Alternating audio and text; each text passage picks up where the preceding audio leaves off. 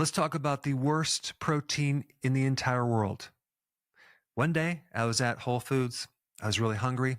You should never shop when you're really hungry. And I was looking in the deli area, and they had some small little chicken wings. So I ordered those. They look really good.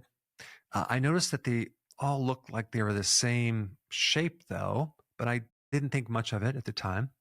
And so I'm driving home, I'm eating these chicken wings, and I'm like, wow, these are really good. And it's almost too good. And yes, I did wonder why there's no bones in these chicken. Maybe I thought they were like boneless chicken wings. And anyway, I got home and I looked in the mirror.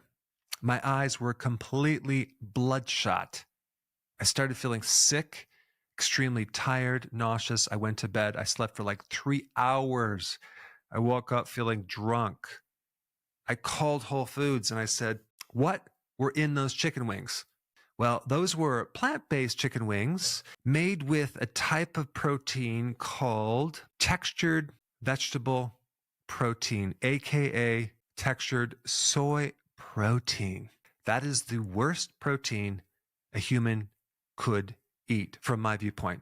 And of course, the vegetable they're using is soy. Now, sometimes they use cottonseed as the vegetable. I didn't know cotton was a vegetable, and I don't know of many people eating cotton. But in 1960, they invented this protein, okay?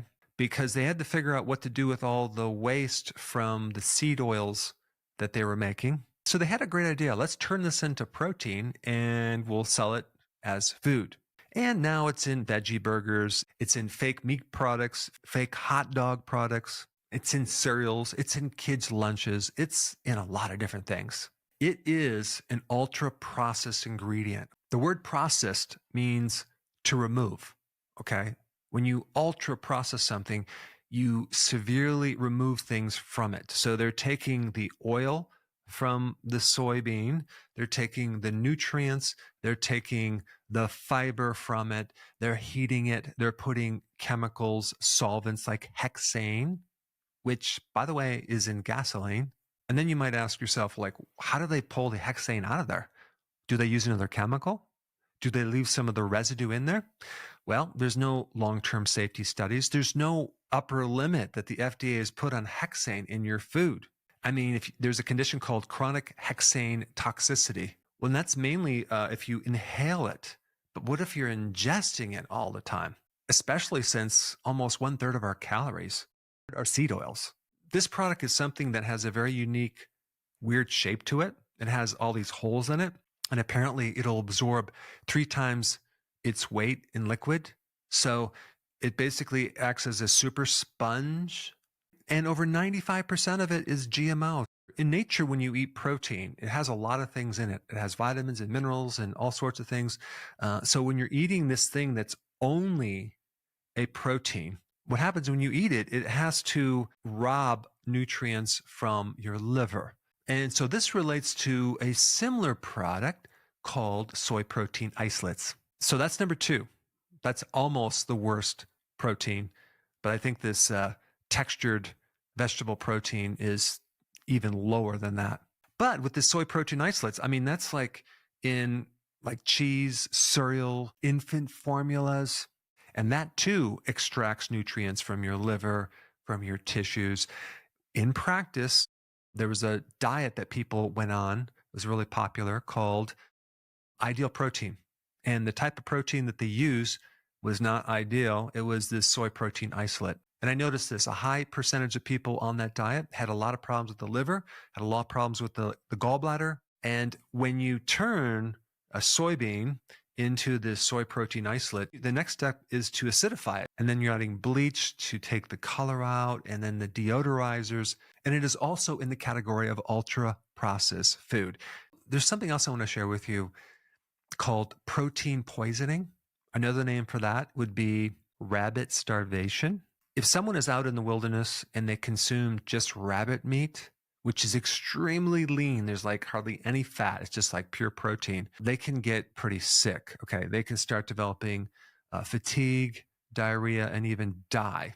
And so anytime you're eating just like a pure protein powder, realize that you're going to create stress on the body, especially if there's not key nutrients in there, especially the fat-soluble nutrients. So when you're eating this just pure protein without these other factors, you're going to be extracting and depleting fat-soluble nutrients.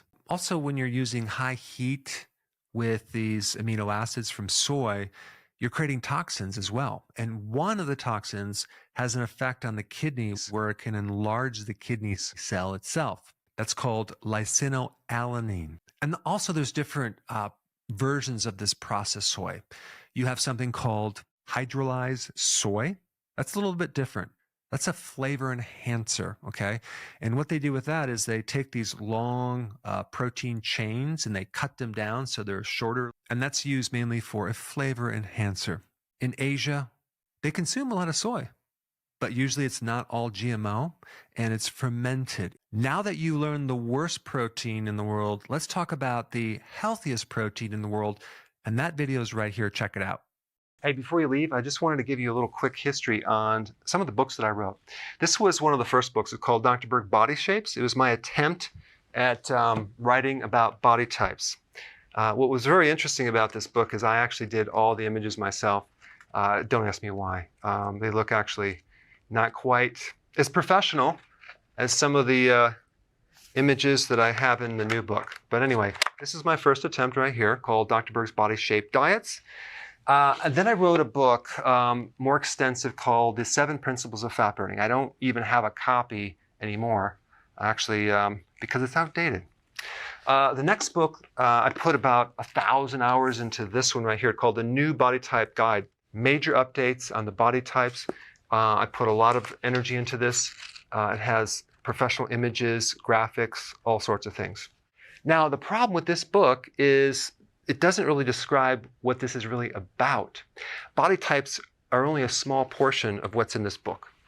And that's why I changed the name to the Healthy Keto Plan, okay? If you happen to have this book, you don't really need this book because there's only very, very minor updates. But if you don't have this, you need to get this one right here.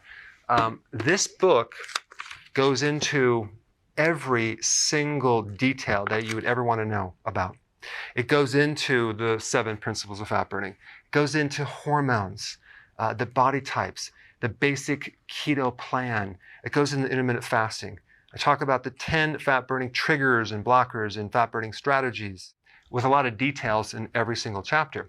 I go into body issues that interfere with losing weight. There's very few people that just have a weight problem. They have a lot of body issues, whether it's sleeping problems, stress problems, inflammation, menopause. I cover that extensively in this book. Then I talk about how to get rid of stress, and I show you a technique.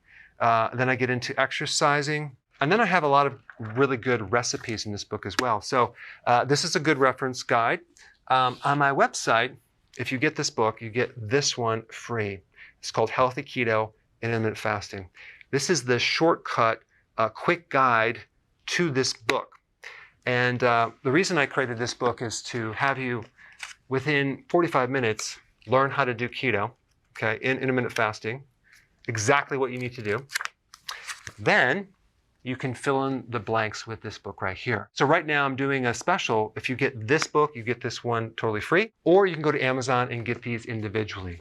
So I just want to clarify the difference between this book and this updated one right here. If you don't have this, you need to get this right here. That way you can get the exact correct information to do it healthily.